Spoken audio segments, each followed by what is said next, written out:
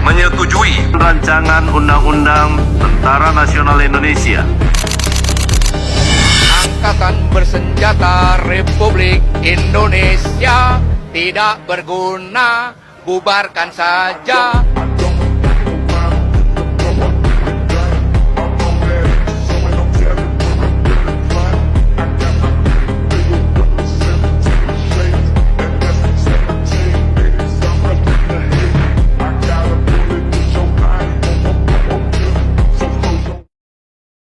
Perkenalkan, nama saya Emaldi Sefrianto dengan NIM S124060.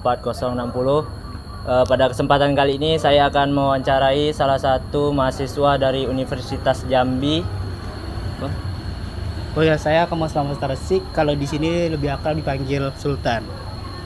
Baik, pada kesempatan kali ini saya akan mewawancarai mengenai topik atau isu yang banyak menimbulkan pro dan kontra di kalangan masyarakat. Nah, pertanyaan itu, bagaimana pandangan Anda mengenai rancangan Undang-Undang Tentara Nasional Indonesia atau yang lebih dikenal dengan RUU TNI yang baru-baru ini disahkan, serta apa saja tantangan yang dapat ditimbulkan terhadap prinsip-prinsip demokrasi Pancasila di Indonesia? Kalau dari saya sendiri nih, sebenarnya rancangan Undang-Undang RUU TNI ini cukup menarik, dan juga kalau dari saya sendiri tuh ini cukup bagus juga, karena itu tuh sebagai, dan juga ada batasan-batasan tersendiri kan. Dan yang jadi permasalahan itu adalah terkait dengan penambahan jumlah tenaga sipil yang diambil oleh TNI kan. Dan kalau dari saya sendiri itu tuh cukup tidak terlalu banyak, dan juga itu masih dibilang masih logis kalau itu masuk ke ranah TNI. Salah satunya itu terkait dengan keamanan cyber, dan itu juga penting bahasanya itu diambil alih TNI. Baik, perkenalkan, nama saya Zahra Melani dengan NIM S124120. Di sini saya akan mewawancarai dengan salah satu mahasiswa dari Universitas Jambi. Dengan kakak? Perkenalkan, saya Nisa Saputri dari Prodi Peternakan, Fakultas Peternakan Universitas Jambi. Di sini saya akan menanyakan kepada kakak Nisa tentang bagaimana pendapat kakak tentang pengesahan rancangan Undang-Undang Tentara Nasional Indonesia yang baru saja disahkan, serta apa saja dampak yang dapat ditimbulkan dalam Pancasila. Menurut saya, pengesahan RUU TNI yang baru saja disahkan itu dapat dikhawatirkan karena memperluas peran militer dalam kewarganegaraan. Kemudian tidak ada batasan yang tegas dan dapat mengurangi peran masyarakat, dan juga karena tidak ada transparansi. Baik, di sini saya akan mewawancarai salah satu mahasiswa dari Universitas Jambi. Sebelumnya boleh perkenalan diri dulu. Baik, perkenalkan, saya Ade Gustian.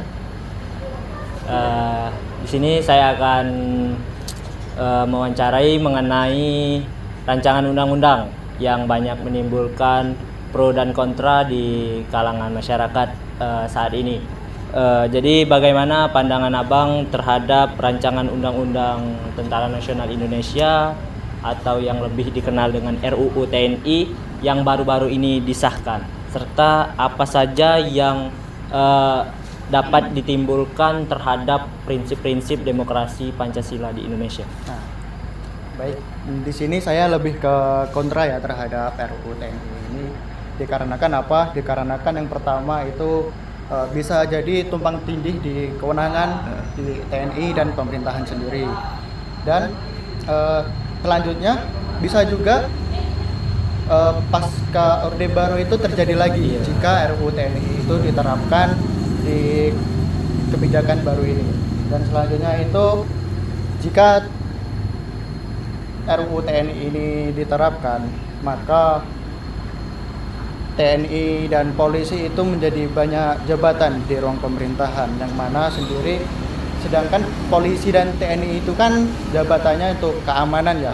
Jadi kalau menurut saya itu kurang cocok lah untuk menduduki di pemerintahan. Mungkin itu saja. Terima kasih, Bang. Selamat sore, perkenalkan, nama saya Sabtun Rinaldo Bangunalu dengan NIM E124181. Dan nama abang? Saya sendiri bernama Rafael. Baik, terima kasih bang. Di sini saya akan berikan satu pertanyaan. Bagaimana pandangan Abang mengenai pengesahan rancangan Undang-Undang Tentara Nasional Indonesia atau RUU TNI yang disahkan sekarang? Seperti pada umumnya, saya tidak setuju. Serta apa saja tantangan yang dapat ditimbulkan seperti prinsip-prinsip demokrasi terhadap Pancasila di Indonesia.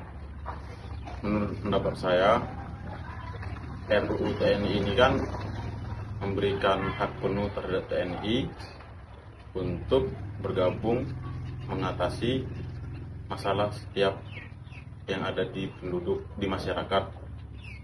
Seperti contohnya di bagian politik, yang seharusnya hal tersebut kan bukan tugas dari TNI. Jika RUU TNI ini disahkan, tidak adanya partisipasi dari masyarakat, dan masyarakat pun tidak setuju, apalagi belum ada persiapan. Tentunya kan karena kekuasaan tersebut diberikan, bisa disalahgunakan. Jadi tantangannya itu memicu adanya keributan di masyarakat serta demo yang timbul di mana-mana. Jika RUU TNI tersebut disahkan, pasti masyarakat yang umumnya menjalankan kehidupan sehari-hari yang tidak ada di TNI, otomatis jika RUU tersebut disahkan, ya karena tidak ada persiapan, pasti masyarakat tidak terima. Udah, itu saja, Pak. Oke, baik. Terima kasih atas jawabannya, Bang Rafael. Sekian dan terima kasih. One is the loneliest number that you'll ever do.